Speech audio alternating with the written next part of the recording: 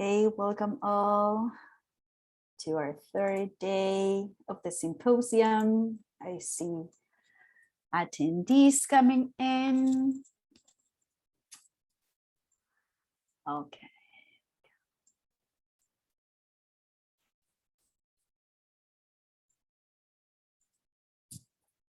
We're gonna wait for a couple of minutes for everybody to join us.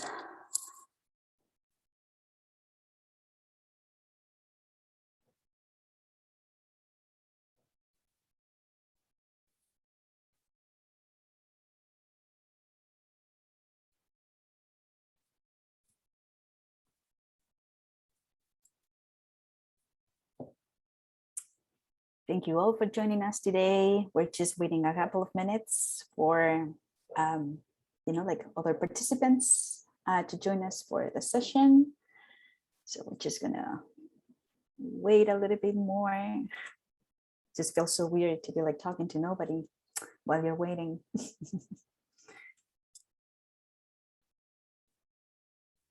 Feel free to introduce yourselves in the chat.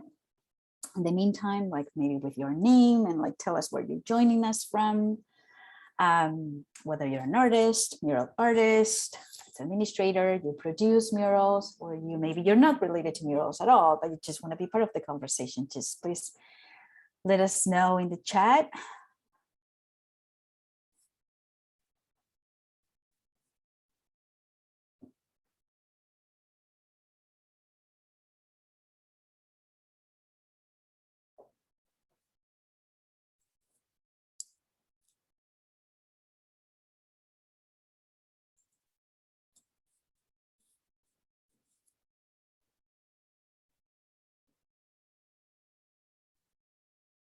I can see some of those messages coming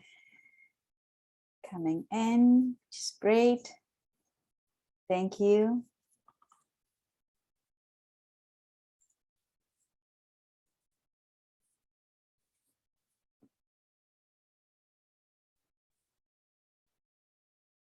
Okay, I'm going to wait for like one more minute or so, and then we'll start with the sort of like official remarks.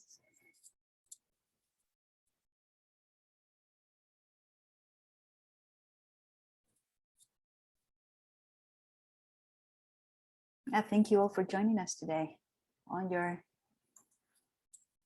Wednesday. I don't know what the weather looks like anywhere else, but here in Toronto it's raining right now. So it's a good time to tune in because we can't really be outdoors.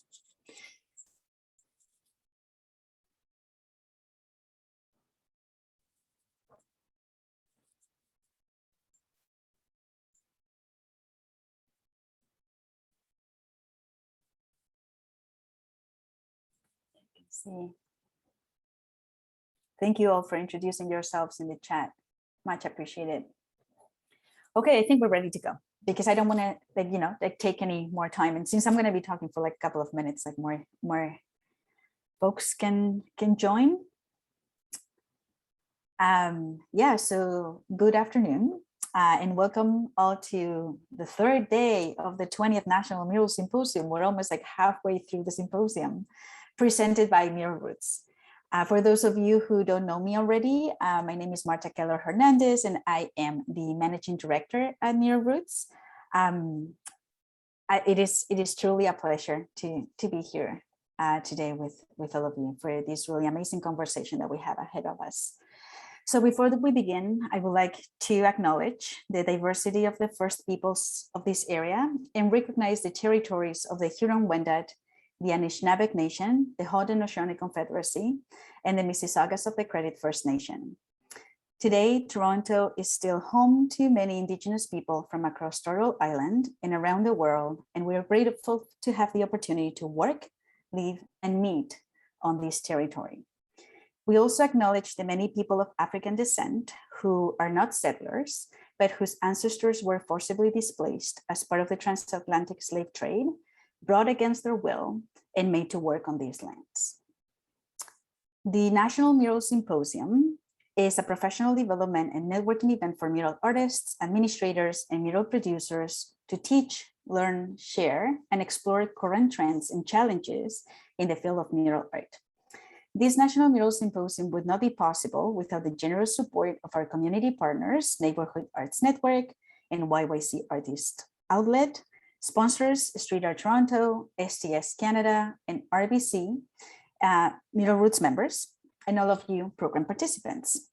I would also like to thank our operating funders, the Toronto Arts Council and the Ontario Arts Council. We are thrilled to host this panel discussion titled Black Representations in Mural Art After 2020. In 2020, against the backdrop of a global conversation about racial injustice, we saw a surge of mural projects that brought Black voices and representations into the public realm. This increased interest in Black stories and aesthetics created never before seen opportunities for Black artists. But what is the impact? Alica Hall, Executive Director of NIA Centre for the Arts, and muralists Corsha Wright, Jimmy Baptiste, and Bria Fernandez will reflect on this moment and its impact on their practices and the communities they are part of. I would like to thank the NIA Centre for the Arts team, especially Alica, for agreeing to be part of our National Mural Symposium, for co-presenting this session, for leading its development, and also for agreeing to moderate it. Alica has been working at the intersection of art, communications, and community development for the past 10 years. Her curatorial practice is driven by a desire to explore identity and power, excavate lesser known stories, and a commitment to expand visual narratives surrounding the Black experience. Alica also works to build capacity and resilience in the community she's part of. In 2018, she took on the role of Executive Director at NIA Centre for the Arts, a Toronto-based charitable organization that supports and showcases arts from across the Afro diaspora. In her time at the center, she has launched their first residency program, curated the first Black Art Fair, and strengthened partnerships with schools and businesses to create greater visibility for artists. Alica is now heading up the renovation of NIA Centre's 14,000 square feet facility to create Canada's first professional space dedicated to Afro-diasporic art. This $7.5 million capital project will create a multi-purpose performance space, artist studios, a digital media lab, a recording studio, event space, and gallery space. Before I pass the mic on to Alica, who will introduce today's panelists, I just have a couple of housekeeping announcements. The webinar is being recorded for archival purposes and potentially sharing through digital platforms. Live captioning is being provided by Rhonda Servinos from the National Captioning Canada. So feel free to turn the live captions on if you need to. In terms of safety, if for whatever reason the event is compromised by someone sharing hateful or violent videos or audio, the webinar will be ended by staff, and follow-up information about rescheduling, if relevant, will be sent via email. In terms of support, send Jackie Santos, our membership and technical coordinator and our webinar host, a message on the chat. If you need tech support during the event, Janine Beatty, program manager at Mural Roots, is moderating the chat today, so feel free to say hi. And if you have any questions throughout the conversation, you can send them through the Q&A feature. I will be looking at those. We will have some time around 2 p.m. or so to answer them. And the Q&A feature can actually be found like right next to the chat. So it's a little bit difficult for us to track the questions in the chat. So yeah, I would really appreciate if you used the Q&A feature.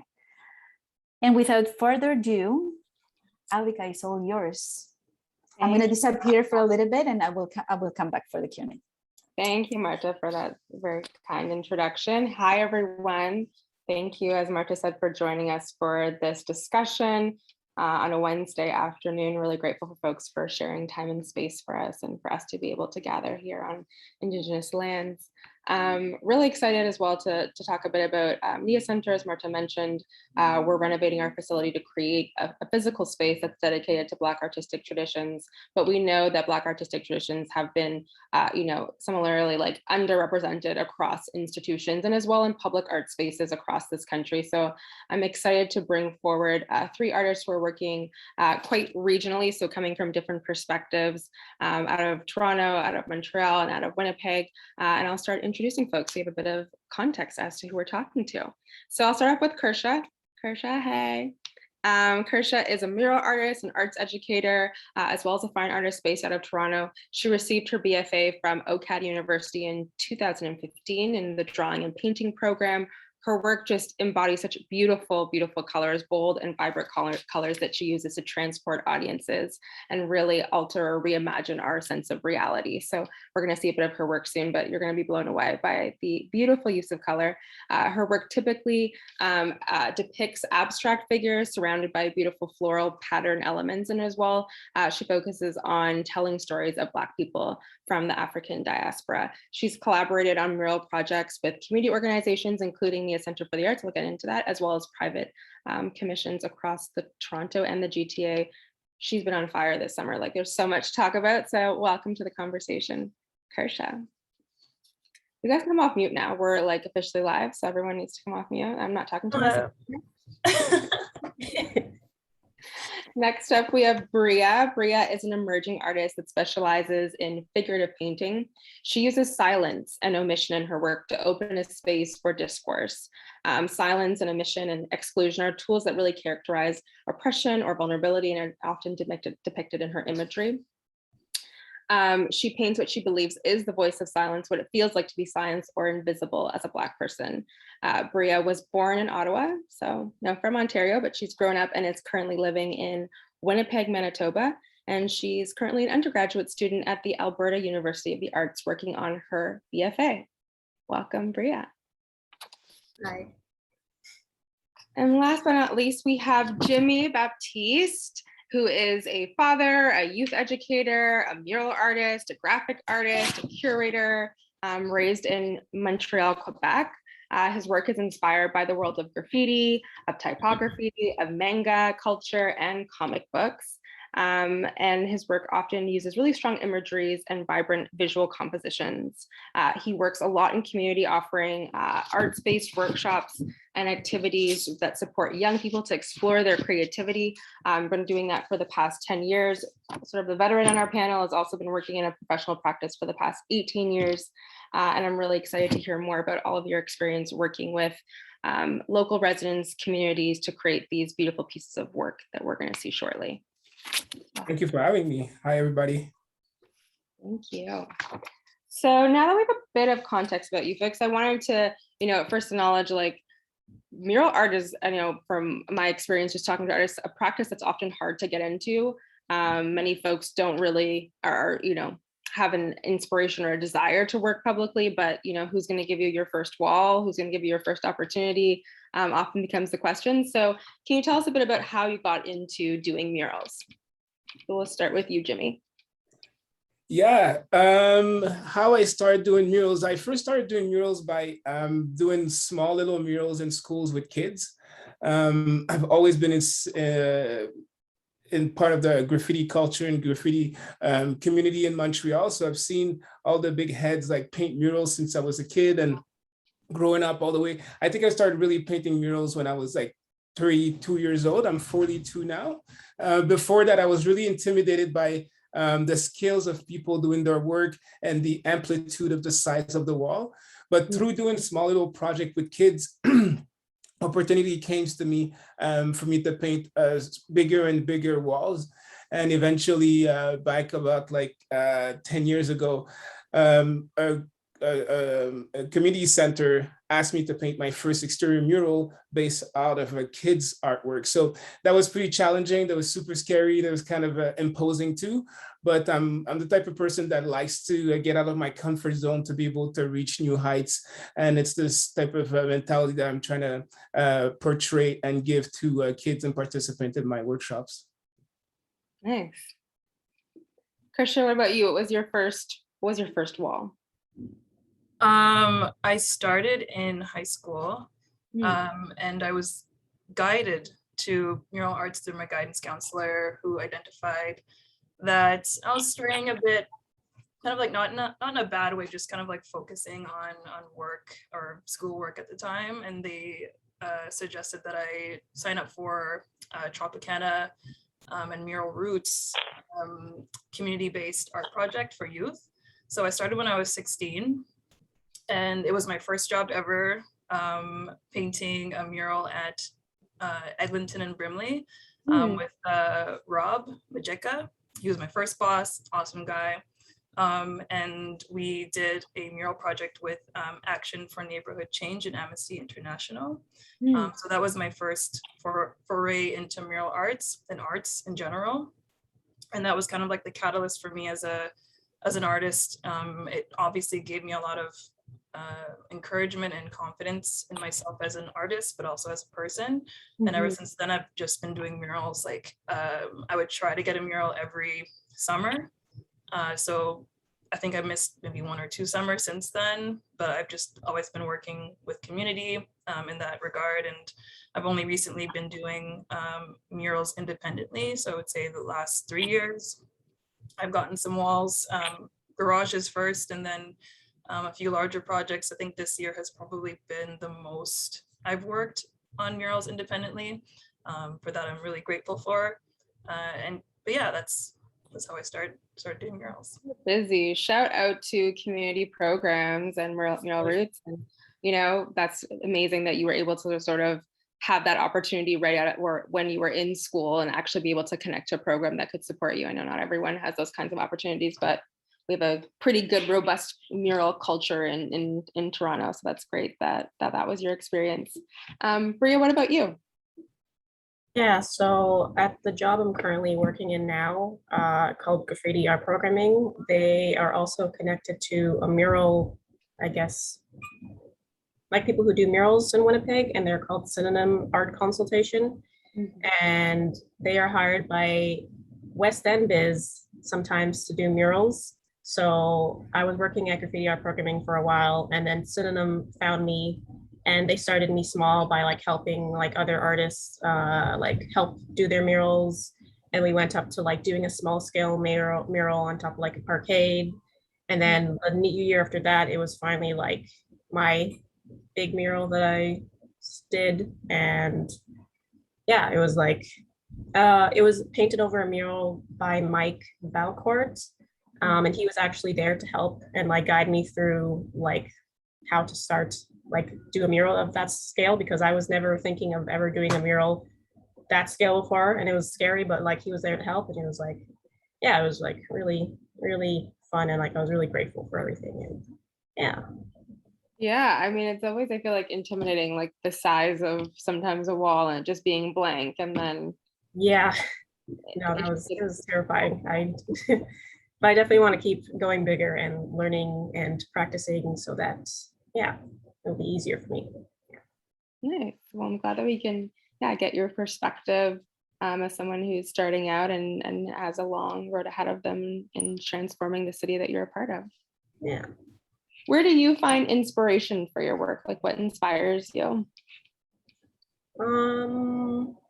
I guess like other artists that I am interested in or do like similar works. Like also my friends, there's 2, I guess, major artists in Winnipeg, and they're close friends of mine, Akene and Dubem.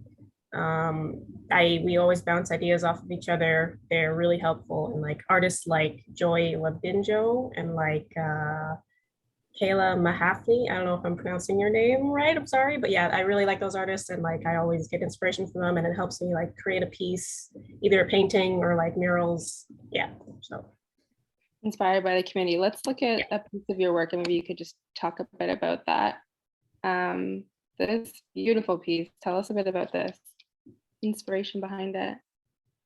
Yeah, so it was kind of based off of that anime Princess Mononoke.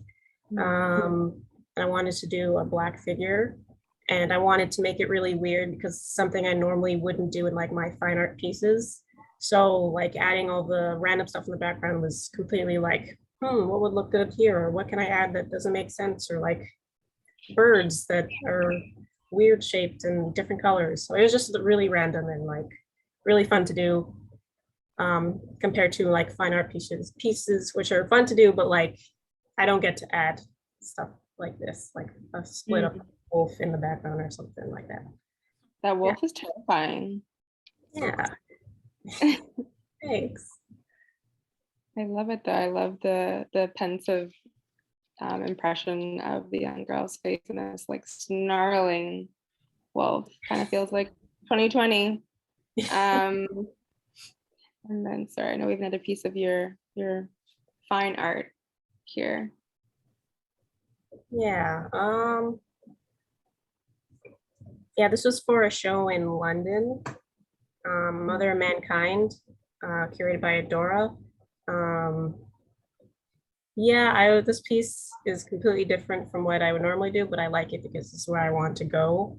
I like the mixture of like abstract with the realistic figures and like combining that to make, I don't know, something different I don't normally see. Yeah, Yeah, yeah, beautiful. It's like a Yeah. story within a story that's kind of hidden and being uncovered at the same time. yeah. It's like it's about like a pause of like introspection or like self-reflection and like that moment that you have to yourself. And yeah, yeah. And then, yeah, so interesting that then there's like stories that are not told, but in the mural, it's like everything is out there in your face, a much different approach. Yeah, I prefer like when people are like, they tell me what they think the piece means. And I'm like, yeah, that's something I never thought of. Or like, it just, yeah. Because I'm not the best at explaining my art. So like when someone else, like, we can have a conversation and bounce ideas off each other, like, it's Allows, very useful, yeah. allows for that exchange. Let's look at some Kersha of your work and talk a bit about your inspiration and how you approach mural pieces. A lot of my inspiration comes from, again, like other artists. I grew up reading a lot of Juxtapose magazine. They no longer make magazines, I think. It's just all online. And most of that work is very bright, very boisterous. A lot of it too is inspired or directly correlates with graffiti art and kind of graffiti culture. So I grew up specifically in high school, like I had like a pseudonym too, like I used to go by Duck Queen, super cheesy. I didn't actually write it. I was too nervous to actually go out and do that type of stuff, but I would write it in my little black book. So lame. Love that. But yeah, so I've always been really inspired by street art, graffiti art. I work really far. I work in Durham. I live in Etobicoke, and on my train rides to work, there's like really really beautiful, like to me at least, like tagging and like larger bombs and throw up pieces to me are like really beautiful, and there's a lot of intricacies in them and a lot of color theory. Like that stuff to me is really inspiring. So I love my train rides to Oshawa for that reason. But yeah, I'm also really inspired by cartoons, film, graphic design, and a lot of my peers too, who I work with, but also like really admire. One great thing about working in this industry is you get to meet your heroes. And they always say, don't meet your heroes, they're disappointing. But all of my heroes are just like local, like street artists who are just like super nerdy and weird when you actually meet them. Like I'm sure I'm really nerdy and weird, and we just geek out about different paint supplies and caps and stuff like that. So yeah, I take a lot of inspiration from my surroundings. I love nature. I love plants and all that stuff. I love like really mundane things too, like I don't know, like grocery shopping or I don't know what else is mundane. Grocery shopping. I like drinking a coffee. a part-time job doing like grocery shopping. I love it. Yeah, like I love stuff like that. Just like, and little pieces of magic in the corners of the city, like little spider webs with water droplets on it, stuff like that. Like I appreciate the small things in life, and I will take photos of them and kind of save them and catalog them. So when it's time to create a piece, I go through my photos and I get inspired by things that I see. Amazing. I love that. Taking a bit of your everyday and bringing it into your work. But y'all see the color, just vibrant. Okay, let's take a look-see at Jimmy's work. I have to move a bar. Okay.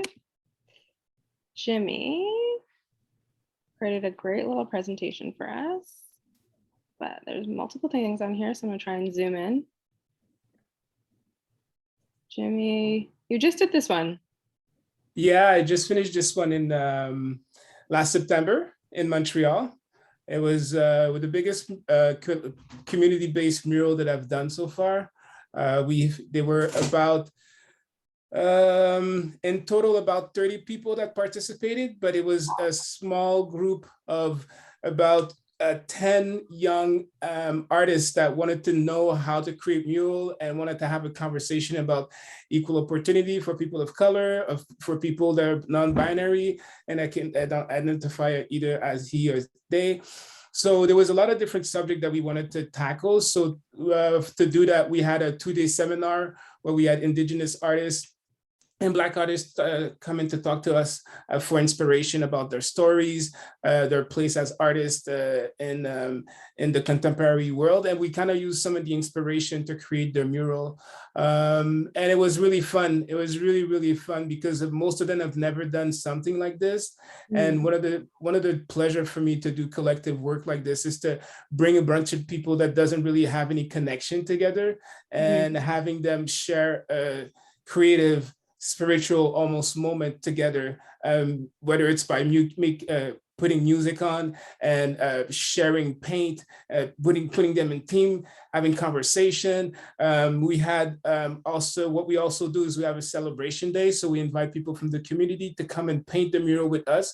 So the community can take ownership of the space of the mural that is being created, but also they can be part of that energy. So we have kids, elders that come and do this, and the synergy is really fun. So for example, we had reggae music playing during that day, and one of the little kids that you see there in the corner started moving by himself because like he probably never really heard reggae, but he saw like a bunch of people dancing and you could see him, it was just like panting and it was started to vibing. And I was like, yeah, this is what I like. So yeah, I really like collaborative work. I love working with people. I love sharing these type of moments.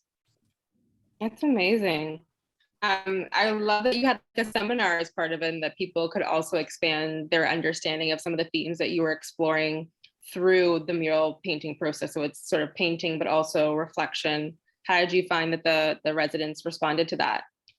Very well, very well. The piece that was there before was an old 25-year-old piece. So people were really happy to refresh the space, but they were also really happy to see, like I said, I love to paint with bold colors, bright artwork. But the best thing that I love to do is having these conversations with the people, seeing us work at first and be like, oh, I love what was there before. Why are you doing this? Now you paint black. And they're like, why are you painting this black? And then they start seeing the whole entire process over the couple of days. By the end, they come and hang out with us and have these conversations. But it's kind of a slippery slope. And I'm kind of working on that aspect because I've been doing this for so long. And I am also an artist of myself. I've started this year to really learn how to distance myself and my aesthetic to the mural that I'm doing. So I'm giving a lot more voices to the participant to have their artwork being shown on the design. So even though the artwork is traced by me, all the elements were designed by the participant first. And because they couldn't trace it in big scale, then that's why most of the aesthetic ends up looking a lot like my artwork. But it's also a slippery slope because now people identify most of the community mural that I do to my own personal aesthetic, which now this year I'm really working to kind of like reclaim my own personal name and give the communities that I'm working with the whole entire space of the artwork that we're creating in their environment. That's an interesting dynamic that you speak of, because I find, actually one of the murals I just showed up Kersha's is like right across the street from my house. And I like knew before I even saw her completed, I was like, oh, that looks like Kersha's work, and I love that I can identify that as part of the neighborhood. But you make a good point that, you're an artist of your own. And so you have this opportunity to create pieces that live in the public realm, but then they're also kind of attached to you. And what is that? Does that create tension sort of for you and your practice? Yeah, well, it's a question of not pigeonholing myself also, because then for a while, I was just getting community murals. Like nobody wanted to give me my own personal wall to paint stuff, but everybody wanted to give me a mural for people to paint me with me. And I was like, no, I want to do something for myself. Like I'm hungry. I want to blast this wall and hit it up, you know? So this year I really started working to like, even asking like random people, can I, even if I don't get paid, I'm like, can I just have your wall so I can build my own portfolio of these works? So that way it's easier after that for clients to be like, no, I don't want community work. I want your work in there. And that way I can really kind of like separate myself in that realm too. And it's really like, if you move towards the mural that was done in the Byward Market, I think it's the next one after or before. This one right here. This was the one that really got me thinking about that separation of my own personal aesthetic and what the community wanted, because this mural was done during the community consultation was done during COVID time, so online. So I couldn't have a participating aspect of people creating their artwork. So most of the design were created for me, and people were like, oh, I love your mural. I'm like, no, it's a community mural. Like people were part of this conversation. So that really created that gap in my head, and that spark of really, you know, separating the two aesthetic. And thinking to that point that you're making about, you know, a mural, the mural that you worked on previously was there for 25 years and wanting to refresh it. And also I'm thinking about what Kirsha said about, you know, taking the train through the city and seeing different pieces of graffiti and art and that forming inspiration. Why do you think that Black aesthetics and figures and representations are an important part of sort of what goes into the public realm and what we see as part of murals? Well, I'll just speak quickly about that. For us, for me personally, is for people to know that we exist, and for people that looks like us feel empowered by the work that we put out there. Because for so long, there were only one specific type of artwork that was being shown. There was only one specific type of aesthetic.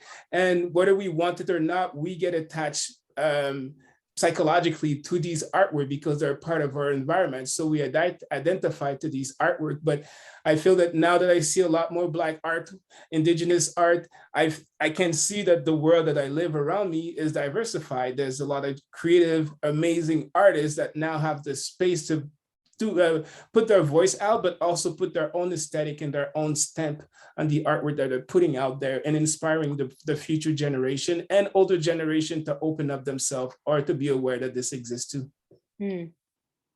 Love that. Krisha or Bria, any thoughts on the importance of representation? Sort of 2021 Mural Roots theme as well. Yeah, I think, oh, sorry, you can go. What's gonna happen? You can go. Oh, I just agree with Jimmy, like being acknowledged, like diversity is important, like there's issues that are going on in the world that people are normally don't see or push to the side. So it's like important for us to like be able to create art like anyone else. And yeah, so I agree with Jimmy 100%. Yeah, I also agree. And I think the representation of us as Black artists being out in the streets, it's like, I think it's really encouraging for other artists, especially women. I think I've met so many Black women artists who always wanted to get into mural art, but they're just like, I don't know how to like get into it. How do you get in? And it was like my opportunity my kind of way into mural art is kind of rare, the way I got into it in such an early age. So when people ask me, oh, like I want to get into this field, like I just say, you know, work with me. I'll work with you. I'll show you kind of the way and how to get into this field. And I think other Black women or other Black people seeing you out there, you know, working, that's like such a like encouragement for them to get into the field as well. And I'm always encouraging other Black women, like, get in, like let's like jam together, do something. Yeah, just you being outside, right? As people see you and connect to you and are like, how do I start to work in this kind of space? And I know, like, for many artists, like their work is typically happening in a studio, right? It's a private practice. It, you know, is very, you know, intimate. And yet all of you folks, you know, and working on mural projects are like outside working. And so I wonder if that comes with, you know, a certain dynamic in terms of people approaching you to learn more about what you're doing. Of course, Jimmy, you're working with a whole group of people. So I'm sure folks are very engaged. But Kirsha, as a Black woman, sort of, painting outside, do you have any particular experiences of people reacting to your work or the fact that you're just sort of outside working? Yeah, so I began making work in murals, but after a while I focused more on fine arts. So in my fine arts practice, I'm locked up in my studio for months on end. I don't really see anybody unless a friend's coming over to do like a critique session or something like that. And your work's not judged until a critique or until it's in the gallery space. So when I first started doing murals more independently, like 3 years ago, when it's just me on site and there's nobody else to really back me up, I remember feeling very intimidated and really like almost scared, because you would have to be, or you have to be prepared to answer questions, which for me, I'm like really shy. I feel I'm a fake extrovert. I'm like, I'd rather be alone. I'd rather be like in the studio working. Yeah. So having someone come up to you while you're working, even sometimes you have headphones in, someone might tap you on the shoulder. I felt that was really jarring for me, and to always have to be prepared and ready to speak to folks, and not everyone is nice. Most comments are positive, thankfully, but I've had some situations where it's been like pretty negative, a little scary, hostile. And when you're by yourself as a woman, like for me, it's like, it's really, really scary, right? So you have to be really hyper aware or bring somebody with you. I find partnering up with someone else really does help the situation. Unfortunately, a lot of the times if I partner up with someone who's more masked or like male, I don't get bothered at all. Like they sometimes will direct their attention to the male, even though, he might not be painting. And they'll ask him the questions like, oh, what's this all about? Or it's just kind of like, he's not the artist. Yeah, I feel like being in the public space, it does have its own complications, but it's also really great because you can like directly connect with the community there, and you can talk to them. You can even get their input and add it into the mural as well. So that's what I like about it. It's like a double-edged sword type of thing. You can kind of go either way, but it could be another form of like community engagement. Yeah. Has anyone else had interesting experiences painting by themselves and being approached at all? You can go ahead if you want.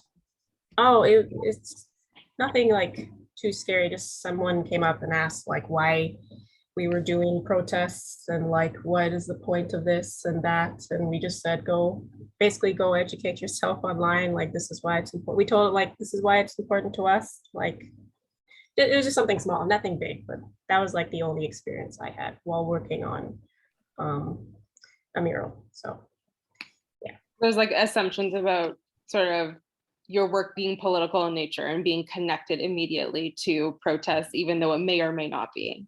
Yeah, just because it was like through me, another person of color. No, yeah, we're all painting, and they came up and they're asking like what our work meant, and then they started asking about the protests, and they want to take pictures of us and stuff, and it was just really weird. And I'm like, I just want to paint, please leave me alone.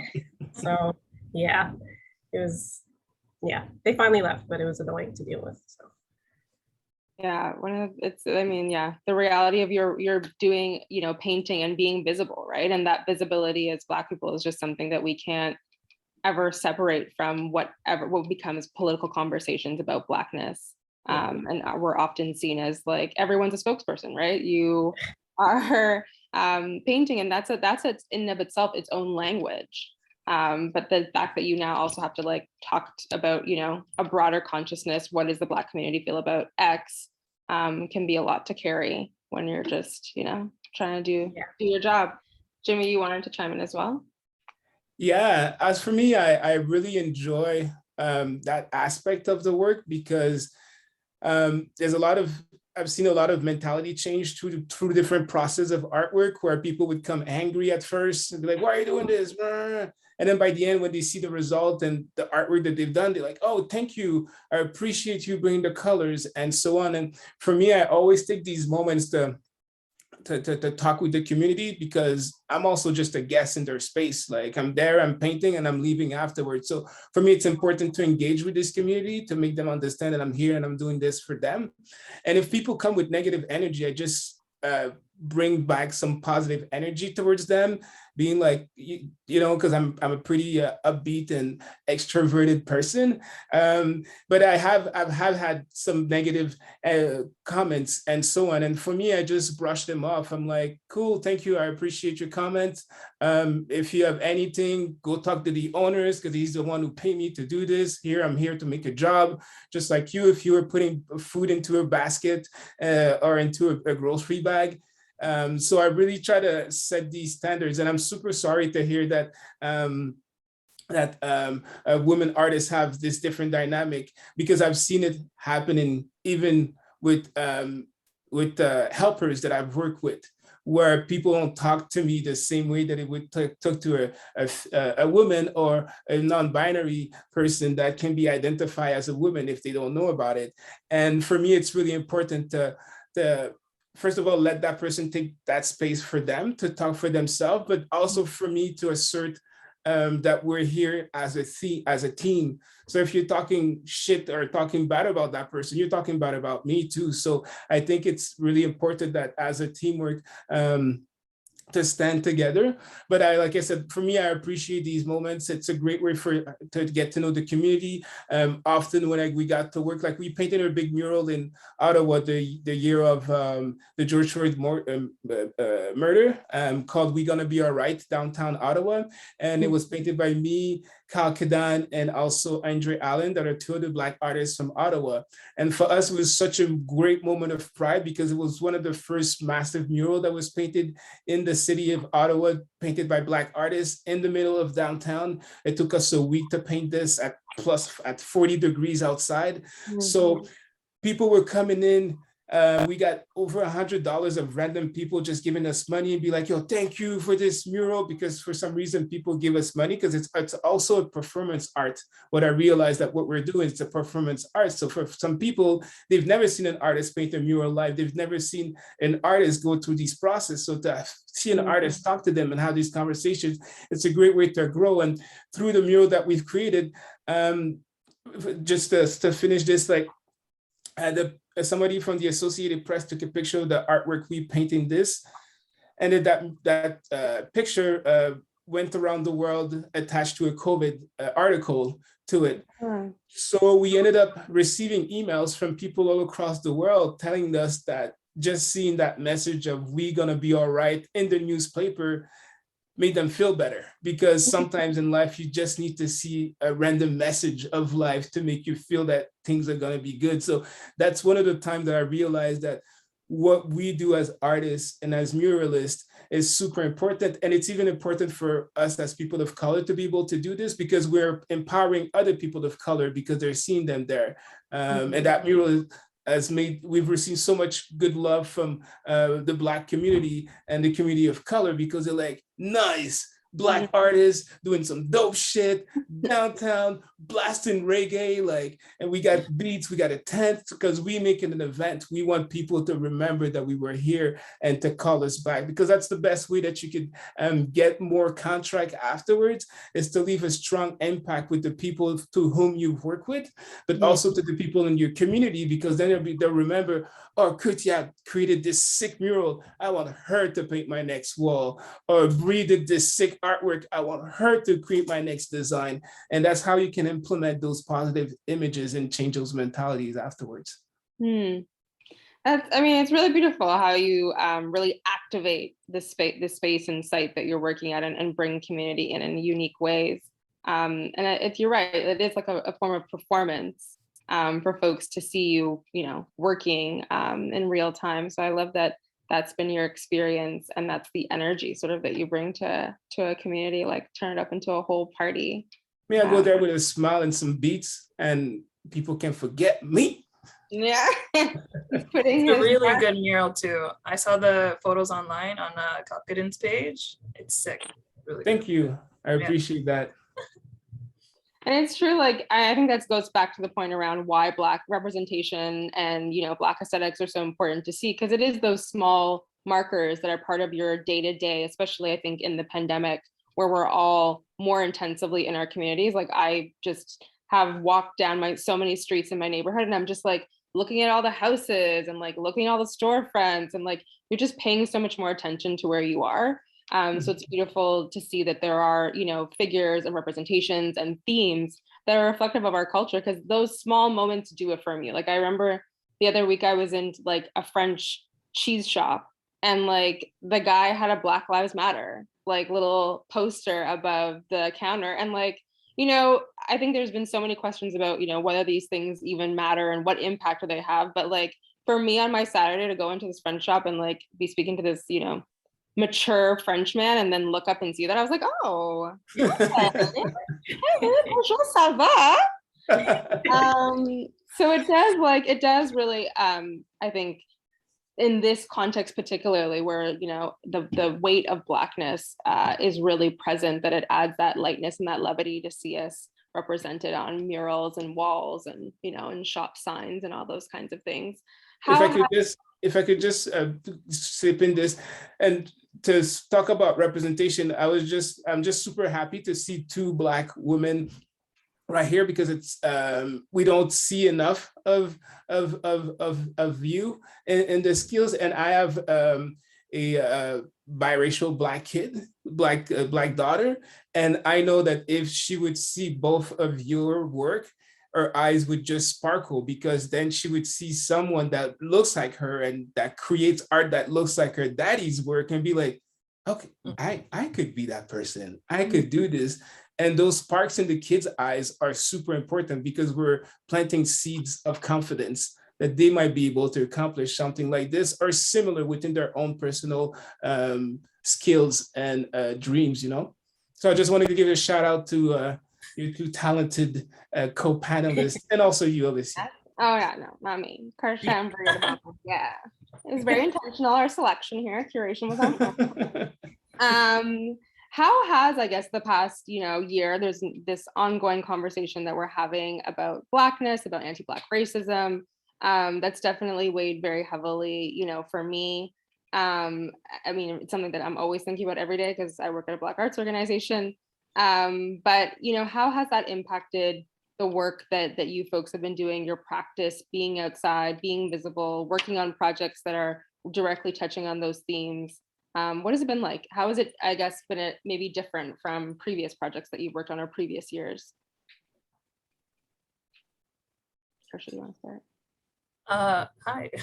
Yeah, I definitely think there has been a surge in opportunities. I've been the recipient of a few, but it's not lost on me why, you know, these opportunities are being given to us, and how like it's a really like one of those catch-22 things again, where it's like you receive these opportunities because somebody was brutalized or something happened in the culture that shifted and that created these conversations to be happening within these organizations that weren't always considering Black folks or Indigenous folks or queer folks, people of color in general, because it wasn't on the radar until, you know, protests happened, right? So you have to acknowledge why you're in this position, why you're getting these jobs, because something, you know, these organizations have to be held accountable for whatever reason, or they have to acknowledge your art for whatever reason. So of course it's not lost on me. I'm very grateful for the opportunities that I've had, but I'm also very conscious of why these opportunities are like popping up like hotcakes. So my wish is so that like these opportunities do continue for us, and they don't fade away once the microscope is lifted off of these organizations and them being taking accountability for the lack of representation. Yeah. Absolutely. It's like on the one hand, you're excited because, you know, it's a great partnership or a great opportunity has come up. And on the other hand, it's like, but is this for the photo op? Is this the trend? Are we going to ever speak again? It's just a constant tension between wanting to build authentic relationships, wanting to create meaningful work, wanting to, you know, get that opportunity to do something unique and different, but then also feeling like it's a bit transactional. I know, Jimmy, you said this is one of your busiest years that you've ever experienced? You've been doing this for 18 years. Yeah, this year it's the same thing, like, because like there's such a big emphasis now on giving voices to Black and people of different background of color. Some space, I've been contacted a lot in schools to help build like Black Students Association, create murals around themes like this. And all around these subject. And again, it's hard. We're kind of a little bit like Kritia mentioned, cut into these catch-22 where you don't want to be pigeonholed in these type of situations, but at the same time, you don't want to sleep on opportunities.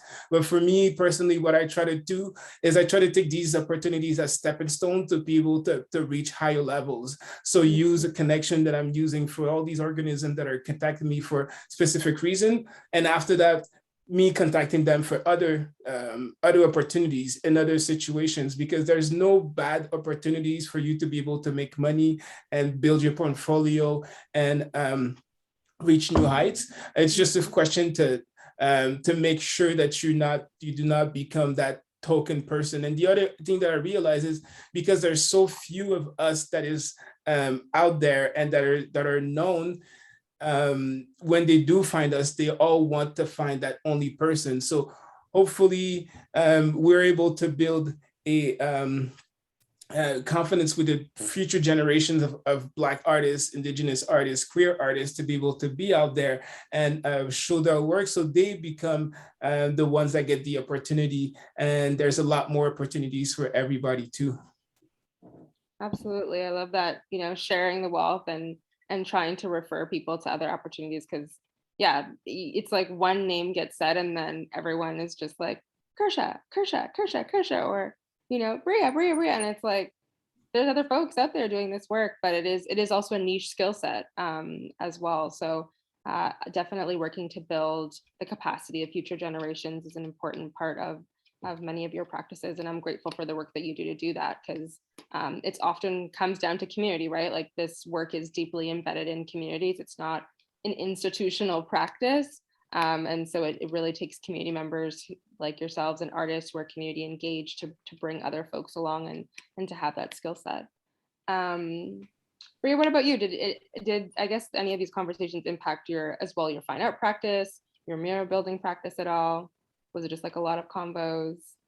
Yeah, I feel like there was, like, past 2 years, there's been a lot more opportunities, but I just take them, like Jimmy said, stepping stones, tools, whatever, to like get me into a better direction. More opportunities lets people notice you, and then you get more opportunities from that. And I've taken it as a positive thing because I'm an emerging artist, and obviously more opportunities is great for me. So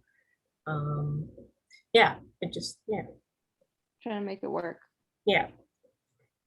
Kersha, I know you work with private clients as well. Have you found that clients want, because like, for example, I was working on a project with an unnamed partner, and they were like, we're wanting to do something for Black History Month, but wanted it to be like really political. And I was like, political? Like, what does that mean to you? Yeah. Am I frozen? No? Okay. You're okay. Yeah. So I'm just wondering if any clients approach you in this moment, because it's really interesting to see how the tone has changed and folks are now looking for work that specifically. I think we lost Alica. She'll be back. Oh, okay. They were just like, yeah, no, it's not working. You're good now. You're good. Thank you. So yeah, where have your private clients at all? Have you found that their nature of requests or what they want to see has shifted at all? Not really. I feel like folks kind of lean on probably like more so on the lines of non-political when it's something they're commissioning. Most commission artworks are, I find, based in like nature or floral, things like that, or it's not really saying anything political. I found with like private clients too, it's more thematic, so they're not, the themes are not particularly talking about anything political. And also I just started doing these projects independently, so I haven't had many opportunities in that way. But I feel like most of them are apolitical, or they don't want anything to do with politics. Okay, interesting. So like, keep it neutral. We like your flowers. We like the feel good vibes. For the most part, it's like, can you do a monstera, a palm tree? And I'm like, yeah, I can do that. Yeah. Sure, we'll take it. Mhm. I know I want to ensure that we have enough time for questions, but I know Jimmy told us a bit about his community engaged projects. Bria or Kirsha, did you want to talk at all about sort of projects that you've worked on more collaboratively with community? Sorry about this. No, I said sorry, my phone started ringing. Oh. Yeah, I've worked a lot with kids with like, it doesn't have to be murals, but like I think I've worked with a couple murals with kids. You basically just let them come in, do what they want to do, fix it up, and like do that. But yeah, it's been really like rewarding, and like the kids get to have a part in something, and they can come back and say, hey, I did that, and like show their parents. And it's in their community, so that's also great. And you just, yeah, keep adding like the vibrant pieces of art like to the community, and everyone loves it. It's really great, and yeah, it's good. For the next generation.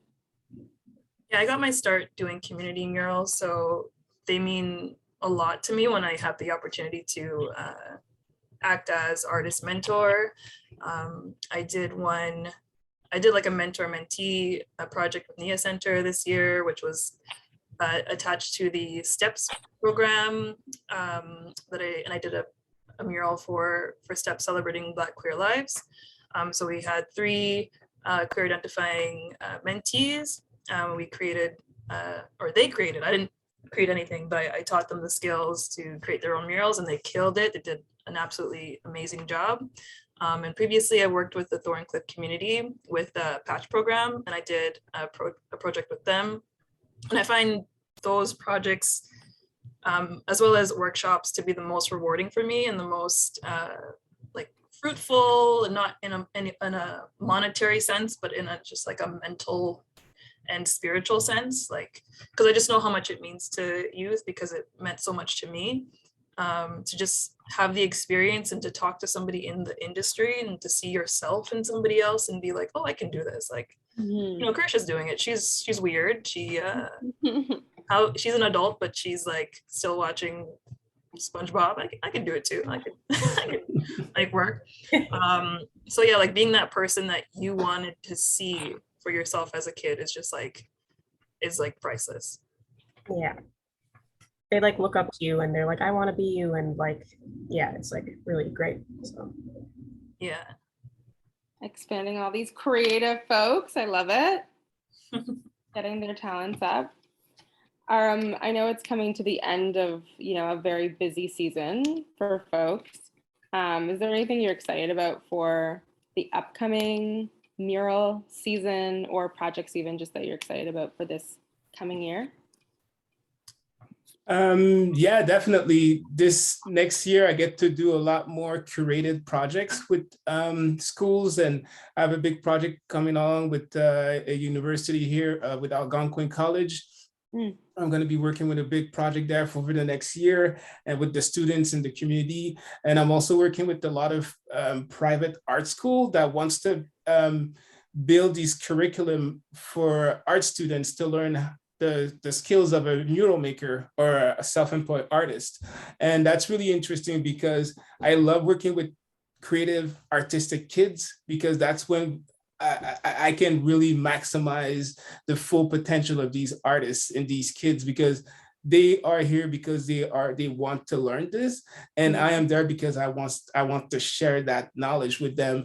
And from my past experience, those results are really amazing, because for them to see their work done in a big scale, learning how to create those big scale work, but also learning all the different intricacy, whether it's just having to spend sometimes 2 hours just putting tape around walls putting covers and making sure that everything is tidied up so that way you don't have to clean too much at the end, or all different steps that I wish I would have known before, so that way I would have not spilled that paint bucket in that entrance of that building. And like small stuff like this. So for me, I'm really looking forward to work with specific kids. And my regular job also is I teach online classes. So I get to do that a lot more this year. I'm traveling to 2 Indigenous community also to do residencies there and live for a couple of weeks. So I'm super excited because I haven't been to any Indigenous communities now in close to 2 years. And I used to go at least every year for the past 5 years before COVID hit.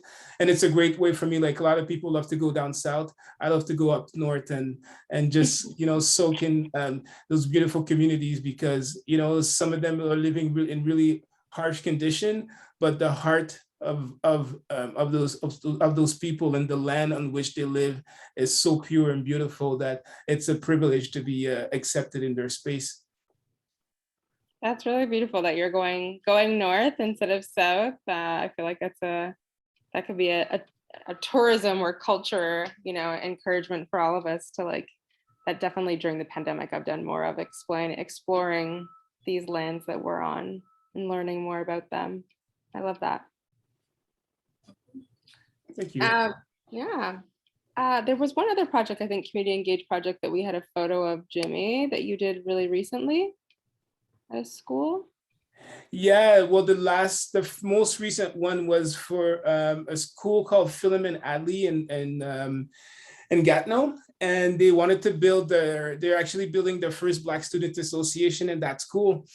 And what's really fun with this is that last year we had a seminar with Quentin Versity, amazing artist, great art facilitator, super amazing human being, and also Shauna Strauss, which is another Black artist from Montreal. And I got to showcase these artists to a bunch of young Black emerging individuals and women, and the spark in their face to see these artists' stories and where they got the inspiration from, where they are now was super empowering. And this artwork specifically was created by a Sec 5, so it's grade 11, grade 12, if I'm not mistaken. She's graduating this year. This is our whole that's her own design. And the spark that she had in her eyes when she saw this being done in big size, the hype that was going around the school, because people were like, yo, it's Nene's artwork. Yo, it's Nene. Yo, Nene became like a superstar. And me discovering this artist, I could see young Jimmy in Nene, like young artist that loves to draw mangas, super like outgoing. I wasn't outgoing because I didn't know myself, but we live in a different world where it's accepted for us to be different. And since then, I've been really close to her, where it's one of the first person in my life where I'm like, okay, I want to mentor you. Like, I'm going to try to give you as much as opportunity in my life. You're going to come and help me paint murals. I'm going to make sure you get paid for the work that you do, because I want her to get the skills that I have now. So that way, by the time she's my age, God knows where she's going to be going, And that was one of the most amazing projects that I've done so far, just because of the experience, the youth, the energy, and the fact that I was able to discover this young kid that I can see a bright future ahead of her. A day. I'm not really sure. I don't remember how she identified anymore. Yeah, I love how they has become a default. I'm like, yeah, great, love it. That's an amazing accomplishment for a young person to be working on, like to have go from your little individual design to now you have like this piece in your school. That's incredible. Yeah, she's graduating this year, so now she leaves a mark that's going to be remembered, and she becomes that person, right? So I mean, there's definitely a lot of challenges and heaviness that we have been given over the past year and a half in particular, but these kinds of sweet moments I think really add some levity and also a way forward, right? Like, how do we continue to build capacity of this next generation to involve communities and local residents in projects that we're working on in intentional ways, and ensure that there's representation of Black figures and aesthetics to serve as an ongoing form of inspiration and empowerment. Are there any other like positive trends or things that have happened in the past year that you'd like to see really continue, so that we don't fall back into what we've seen historically, which is an underrepresentation of Black voices and artists in mural and public art, and a clear resistance, I think, really institutionally to seeing Black aesthetics represented in the sort of proposals that are put forward. Is there anything that you folks have seen that you feel like is a really indicative of a promising practice, or something that you'd like to see continue? Maybe like giving emerging artists like that one show, or like contacting them, like it just makes a huge difference. Like that one show or that one like conversation like helps them out so much. I had a small show in Winnipeg here, and then it was being posted on social media, and then one person saw it and they went to another person, and there's like now some of my work being sold in like LA, and like now I'm having shows in London. Like it's so, yeah, I just appreciate when artists like reach out to like emerging artists or people that are struggling or want to create. It's just so amazing, and I love it. So yeah. Absolutely. Because it's really creates an opportunity for you to now have a career, right? Like, I think that's one of the things that we've lost with a lot of Black artists in Canada, is that they haven't been supported and they haven't been funded, and people haven't reached out to them. And so we've lost artists, working artists, who just weren't able to sustain a career. And now, like, you're just finishing up school and like already out there and in the industry and being connected. So that's an important part of you being able to build a viable career. Oh, I have this thing chilling here. Also, say yes to everything that someone asks you to do. Say yes, because it will help you so much. You'll get something from that, and then something from that, and yeah, it's great. Say yes to everything. Yes, advice. Yes to the advice. Krisha, anything you've been reflecting on that you want to see more of? Definitely, like what Bria was saying, like provide more opportunities for emerging artists, because I've been in this field for a while now, and I remember how tough it was in the beginning. I didn't actually practice as an artist for about 2 or 3 years after graduating university. I had like one shot of university, and then I had to make money to pay back student loans, so I didn't I didn't have any opportunities really at that place, and that was in 2015, 2016. So things have progressed a lot, and I'm so happy that there are a lot of opportunities for folks emerging, because it is really tough. But artists that I meet, Black artists that I meet, specifically Black women, I try my best to like reach that hand back and bring them up. Emerging artists, or even artists who have been working in the field for a while but haven't had any traction, nothing's really sticking. Like, if you need me to help assist you in writing a grant, or assist me making a mural so that you have that credential on your resume, because a lot of these opportunities that come around, they want prior mural experience, or they want to know that you can paint large scale, and if you don't have that, you can't get the job. So if I can help you out by having you assist me, and I'll pay you, I always pay artists, then you have that in your portfolio to use to apply for your own mural projects. I love that. And I feel like oftentimes it becomes dependent on Black artists to do that reach back. And I think, what also Bria is speaking to is like, if institutions and organizations were working from that same place, then there would be so much more work and support offered, because it can't all rely on like one Black artist makes it and then they pull everybody else up, right? Like, we need more organizations and institutions say who could benefit from this opportunity, who could use this portfolio building project to work on. But that's a really good point, that like so much of this labor has rested on other Black artists doing it, and we need more institutional support in that regard. But thank you. Yeah, and just to follow up what you just said, I think that also for us is to create opportunities for ourselves. So that means like, get out of your comfort zone. Like for me, for example, I never finished high school, I never finished college, I never finished university, but I would apply to anything. Even if it's like a mural project that was like $50,000 and I know I couldn't get it, I would apply, because then it would give me the experience to know, okay, I didn't get in, then I would send an email to the person. Can you tell me why I didn't get in? Get that information, build myself better for the next time. And I've done that 15 times. And then I got my first $25,000 mural. I was like, oh shit, now I have to step up my game. All right, and that gave me the confidence because I was like, okay, now I can use that as a stepping stone to be able to apply for the other opportunities. And if the opportunity is not there, then, call, if you've never called NIA Centre, call and be like, oh, I saw that you had an emergent artist. Oh, we don't have place anymore. Cool. Well, my name is Jimmy. I'm super interested. If you have a database. So because people don't know you exist until they know that you're there and you exist. So if you don't give a sign of life, then those opportunities won't necessarily come to you. But if you step out of your, the things that makes you easy and you try to take chances in different situations, then you have a lot more chances that great things will come to you. That's how I was able to build my portfolio and build my level of where I am right now, is because I've applied to stuff that normally that would say that, oh, you don't have these qualifications. So automatically we are already blocked and tell ourselves, no, I'm not worthy of this. No, you are. You're a human. You got skills. You got talent. Maybe it won't work this time, but it definitely might work in the future, or build just your confidence in the future too. Yeah, it's such an important point to just try, right? It is that we talk ourselves out of so many things, and society reinforces those messages oftentimes that you're not qualified or you don't have enough experience, or, I mean, it's amazing. I find a lot of folks in our community are self-taught, right? Because we're not told that, from our communities, our families, that art is a viable career and that it's, a path that you can pursue based on your skill set.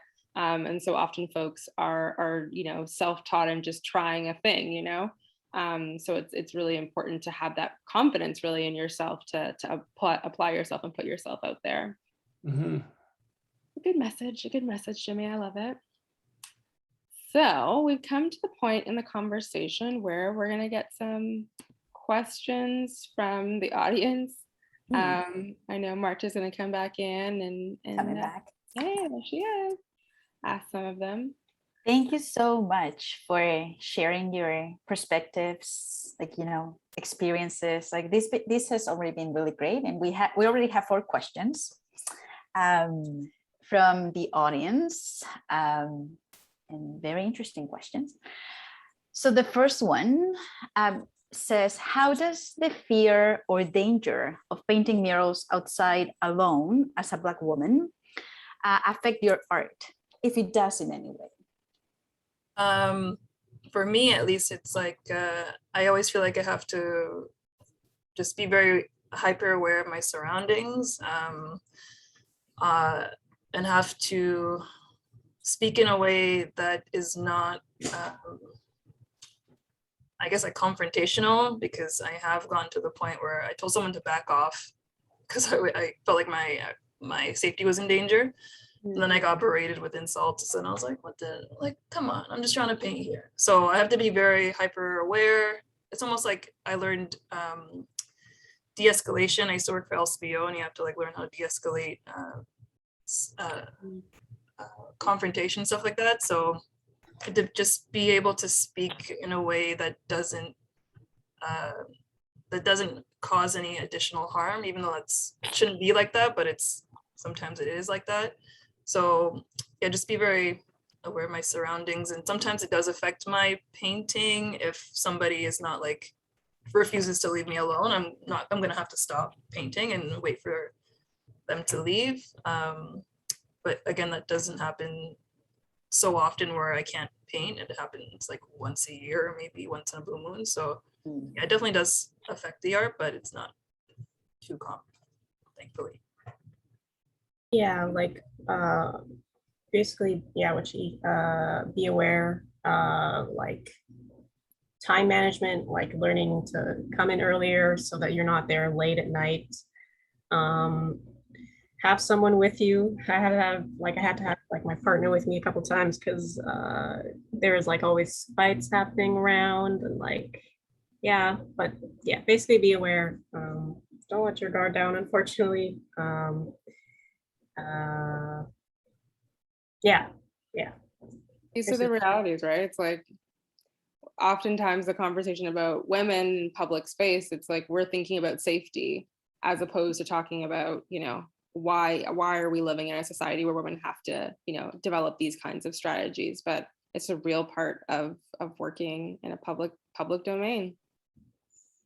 Like Marie, I just saw you commented and saying that's one of the reasons why you're fearful of going into it. And that's a lot of the reasoning behind a lot of women like not wanting to do mural arts, because it's such a public practice and you're kind of a lot of the times by yourself. And I say, don't let it discourage you at all. I would say just like buddy up with somebody that can be your eyes so that you can focus on work. And I have a lot of great people in the community who will identify somebody being aggressive and they will take them to the side. Even if they're painting with me, they'll take them to the side and de-escalate while I can continue working. So don't let it discourage you. Just make sure that you work with someone you trust to help you out. Yeah, until you get comfortable to maybe like work by yourself. Like when I was working at my mural, we had a system where if someone came up to one of us and we looked uncomfortable, someone else would come in and stand next to us to make it less, like more intimidating, I guess, or like, yeah. So get someone until you're comfortable to work by yourself. But yeah. Thank you for that. If you don't mind me contributing to this, I think that that's something that can also be fixed with funding. Like if more funding is allocated to mural projects, then there's an opportunity to actually hire assistants, so that it doesn't really rely on the artist. You're actually capable of having those extra bodies who are being paid for being there, and like in addition to contributing to the artwork, and also help with the escalation of it. Yeah, just like my 2 cents on that. I'm not a mural artist and I'm not out there painting myself, but sometimes like having that extra funding really helps. So okie dokie.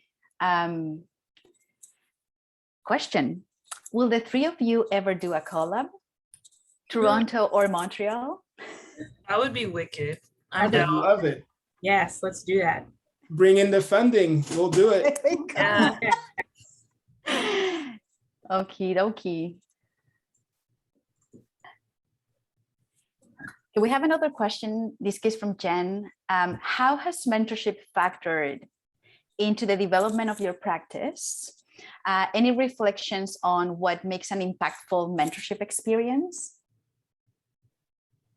For me personally, I never really had a mentor, except for like me trying to be like the best that I can be. I've always been kind of like self-motivated on that aspect, where I'm kind of like a Super Saiyan in Dragon Ball, where every time I would fight a stronger opponent, I would try to be better than the next bigger opponent. So at the same time, I kind of see my art, but I can see the impact that the work that I've done on kids over the last couple of decades, because sometimes you just need to tell a kid that he's good, what she's doing, like build that confidence. What you're doing is awesome. Like, don't give up. This is crazy. Like what I often do is I over exaggerate my excitement for the small, simple lines or shape that they've done, because often young kids, for talking for me personally, that empowerment, often it's always, no, you should do this better. You should do this like this, and always giving them, like direction instead of telling them, no, this is good.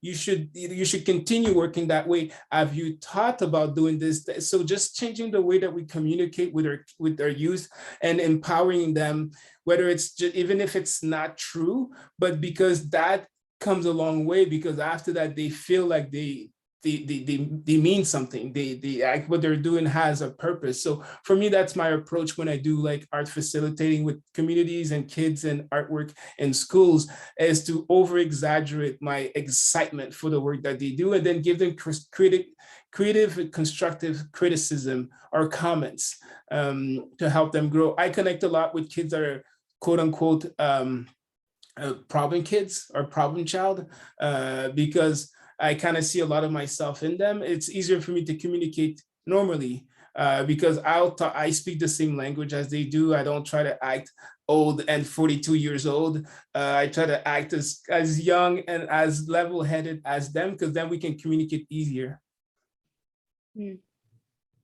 Love that. Over enthusiasm. Yeah. Great, thank you. Oh, more questions keep coming in. We have one question. This is an interesting question, and I think like it was a little bit building on what Korsha was saying about the flowers. Do you feel that there is a place for social issues beyond flowers, positivity, smiling diverse faces in public art, especially with city or corporate funding? Or will this always be met with resistance? Just wondering if this is something any of you have tried to do and had an idea rejected or changed to be less controversial. And this question is coming from Nick Sweetman. Yeah, I do definitely feel, hi Nick, I definitely feel like there is a place for these conversations to be had. I do feel like there is that resistance sometimes. I'm not going to say anything particular as to who suggested this, but sometimes even if you paint a Black person or just any person, sometimes our bodies are politicized. So one thing too that I didn't mention before, when I was painting the mural celebrating Black queer lives for Steps, I had a lot of people approach me and ask me if it was for Black Lives Matter, even though the mural had nothing to do with Black Lives Matter. In particular, one man asked me if it was for George Floyd. George Floyd is not in the imagery at all.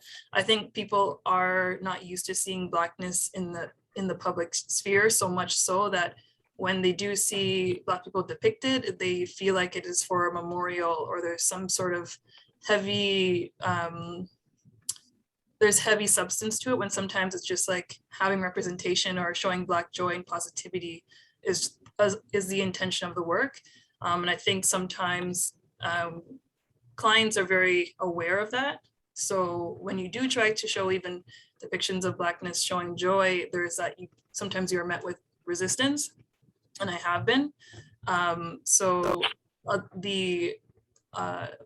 They opt for more, floral things or things in nature because there's nothing political about it, right? So I think there is that resistance. I hope it does change, because it really erases a whole sect of artists and also of art that can be shown in the streets, that art that can educate folks on either events that have happened politically in our neighborhoods, our provinces, our cities, our country. So I do feel like there is that resistance. I hope it does change so that more artists can make work, and more artists can make work that does have that educational side to it. But yeah. It's a really good point that you bring up, that our bodies are politicized, that, Black figures, depictions of Black people and faces is for many people a political statement, and is perceived as such. And so depicting work that just simply recreates our existence in the public realm is still a political act, amidst all of the other pieces. So yeah, I totally agree with that.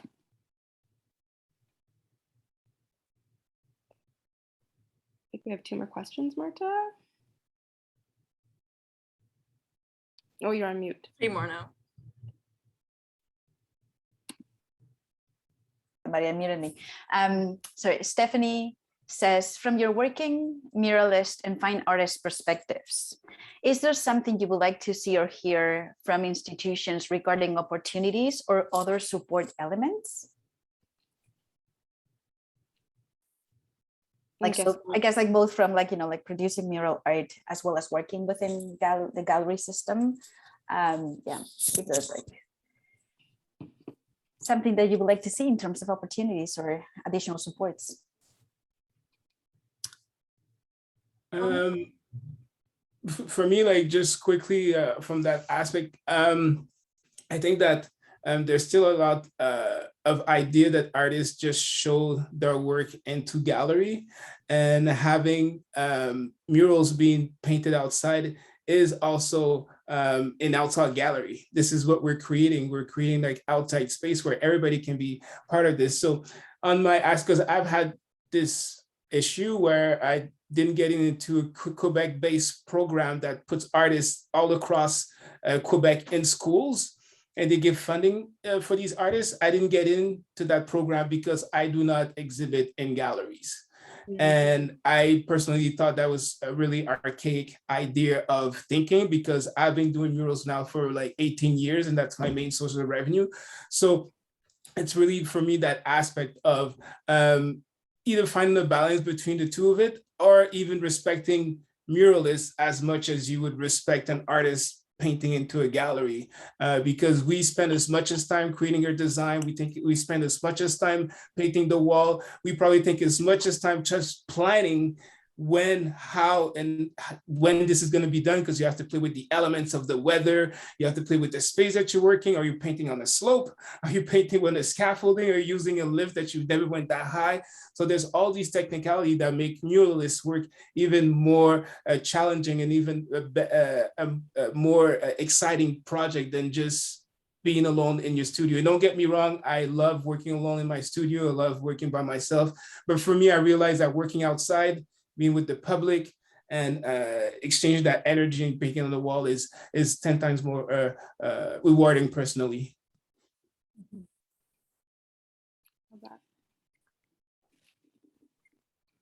Okay, we have 2 more questions, so I think we're going to wrap up with these last 2.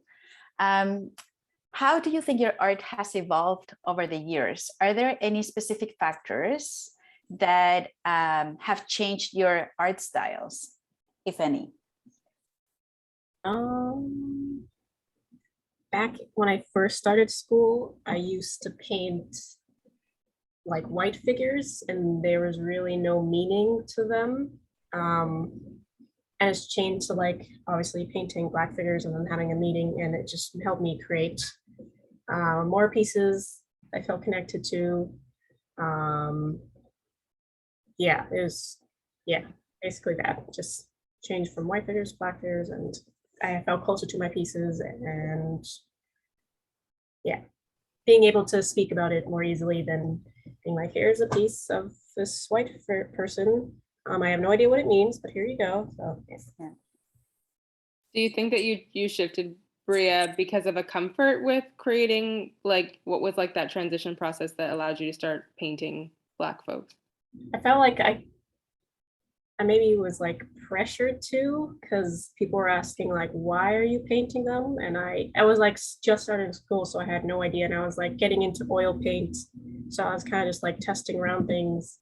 I guess, yeah, painting, I started playing Black people because I was pressured to, and I'm Black. So apparently, yeah, it was A conundrum. Yeah. It's interesting you say that, Bria, because it was the same thing with me. For a really long time, I was just painting like white cartoon characters, just because that's how I have trained myself to paint and draw. And the reality of just painting a person of color, a Black person, never came to me, because the first color I would go for is the beige color, because that's what I would see.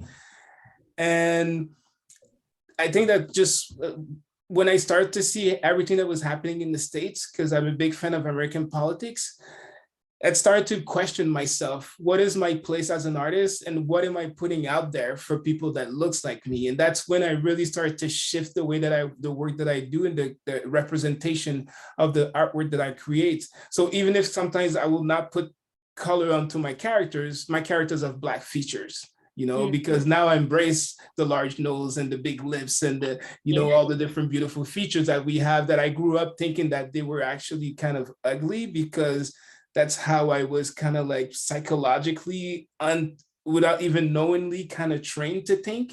And it took a long time to kind of break this mentality out of it. And now I live in a neighborhood where I'm the only Black guy in my village right now. And my kid is the only Black kid in her primary school. So now I have to kind of train my daughter to love her color, to appreciate the beautifulness of her hair and everything, by showing them artists like you too, for example, or showing them like other artists that have created beautiful things, and just regular human beings, because we are also just regular human beings, right? So, and it's all these little challenges that comes with living in a primary white world, and also being educated in the white colonial type of institution, because these things are ingrained into us from childhood through school, basically. And we're not even aware. Yeah. Exactly. We were shown like paintings of white people, like white figures all the time. So that's what my brain, I guess, went to when I started painting. And then I eventually started thinking of experiences that my family went through, and then digging deeper to find other things that meant something to me to create a piece of work. And yeah. Yeah, and so as artists, that's how we're trained. We're trained to see white European artists and thinking that they're the shit and they're the only one that ever created anything that was beautiful in the world, until they realize that Africa is 10 times older, like, and Asia is even better, and South America and all these different countries that you've never heard of creating beautiful artwork that was not beautiful according to a certain standard that has the power, you know? Yeah. Yeah, I was obsessed with like Renaissance art, like when I first started, and trying to recreate it and like trying to learn all the techniques. But I found all these other amazing artists, people of color, and it was just like, wow, there's so much more. Than yeah. And this goes back to why mural art and Black representation is so important, because those are references, right? Those become our daily references. They become our visual references for another generation to create and be inspired by, so that their perspective and creativity is expanded beyond the Renaissance. Thank you. I know that we're at 2:30, but this is like a very worthwhile question. So I'm just going to throw it out there, and then I'll wrap up quickly. Being an established artist, what tips do you guys offer to new ones or to emerging artists? Yeah, like I said before, say yes to everything. Get yourself out there, even though something's scary, like say yes, because this was scary for me. Like doing this discussion, I was like terrified and so nervous, and I had notes written down because I'm so scared. But yeah, it like went okay. Yeah, basically like say yes to everything. Apply to like competitions and like research like what you can do to put yourself out there, and like follow a bunch of artists, like message artists. I messaged a couple like artists I'm really interested in, and they responded back, and it's just like, yeah, like put yourself out there. Don't be scared. It might be scary, but that's okay. It's okay if you're shy. I'm shy too. So Yeah, you're doing a great job. Okay, don't worry. Yeah, basically what Bria said, and also to add on to that, is just like really practice your skill. I know with distractions like social media, you're comparing yourself constantly to other artists. It's not really healthy to do that, because you're your own person, you're your own artist. You're not gonna progress in the same rate as somebody else. You're not gonna get the same opportunities as somebody else. I would say the best advice is to focus on your craft, get better, lock yourself in the studio, get better, and like really practice at your craft. Another thing that is really hard if you are introverted and a shy person, but I found what really helped me was making connections with other artists, IRL. You can do it online too. You can message people on Instagram, but with COVID, that's like probably the best way you can do it now. But I used to go to a lot of shows, kind of right out of art school. I was too shy to go to shows when I was in art school, which is wild to me thinking back now. But once I graduated, I went to every show I could. I supported my Black artists too, just really putting yourself out there and making those connections, because those connections are the ones that usually get you work later on. It might take a bit of time, but yeah, just meet people in person. I think that's probably the best way to do it.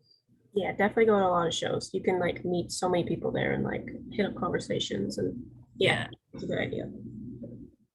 Yeah, just to follow up with those two amazing comments. That's it. Get out of your comfort zone. Try new stuff. Apply to things you don't think that you're worthy or you have the experience for. But that way you're able to learn from it. Take chances, and also try to disconnect from the online chatter that might happen. Because just like Kurtia said, it's so easy to feel. Even I sometimes get down when I see other artists that are doper than me, but then I have to realize that I am my own person, and I can only change. I can only grow if I can fight that battle with myself. So trying to make my artwork better, from the artwork to artwork, and so on, so that way you can build that confidence. And like I said, like what I do often now is like after 6 o'clock, I'll just close my emails, and after 7 or 8, sometimes I'll just close my phone, because if my phone is closed, I don't have to open it, and then it's a lot more effort. And that way I don't have to have Instagram. I try to not have social media on my computer. I don't have Facebook. I don't have Instagram. So that way I don't have to be fed like this. So that way when I want to be on a tunnel vision and work on my own project, I just do this. If I want references, I go on Pinterest. I don't go on Instagram, for example. So I try to like really art direct how and where I get my inspiration and from where, because it's so easy to get down on yourself when you see somebody doing the same thing as you're doing, because we all live in a collective mind. So somebody's doing the same thing as you're doing, and somebody's probably doing it doper than you are, but it doesn't mean that you can't do it even nicer than they've done it, So that's really like one of the conseils that I could give you. Just believe in yourself and continue working hard. And one thing also is keep always good relationship with every people that you meet, even in schools, because a lot of the contracts that I have now are people that I went to high school and college and university that have grown now into people that have good position. They're like, oh, yo, Jimmy, you're still doing art. You're still doing this. I know this person. I want to do this. I want to do that. And then you're able to build these connections that's not last onto like a small moment in time, but that's spread into a lifetime also. Yeah, also being an artist is kind of lonely, so it's good to have like your friends, especially if you need feedback. Like some of the opportunities I've had were some of the two people from school I went to with, like that's where I got like most of my opportunities is from like them posting my work or like stuff like that. So keep close to your friends from school because they are very helpful. And yeah. I'm Bria on the internet, so everyone follow along. I dropped a link in the chat. So thanks, Alica, for sharing all of the social media handles there in the chat. Like that's super useful. That's great. Well, thank you all so much for being here today. Like I cannot really like emphasize enough like how thrilled I am that we were having this conversation today. Like such a timely conversation to have. So thank you all, Kursha, Jimmy, Alica, Bria, for like making time. I know it's been a crazy busy year, so I truly appreciate that you found the time to be with us today. So yeah, thank you so much. Truly appreciate it. And to the participants who are still with us, we have another session today at 5 p.m. Entitled "Let's Talk Art: Culturally Diverse Aesthetics in Mural Arts." So if you wanna, like tune in later today, that would be great. Yeah, thanks again, and yeah, see you all producing murals over there. Thank you for having me. Thank you so much. Let's definitely do a collab. Yeah. We'll be down. Let's talk about it.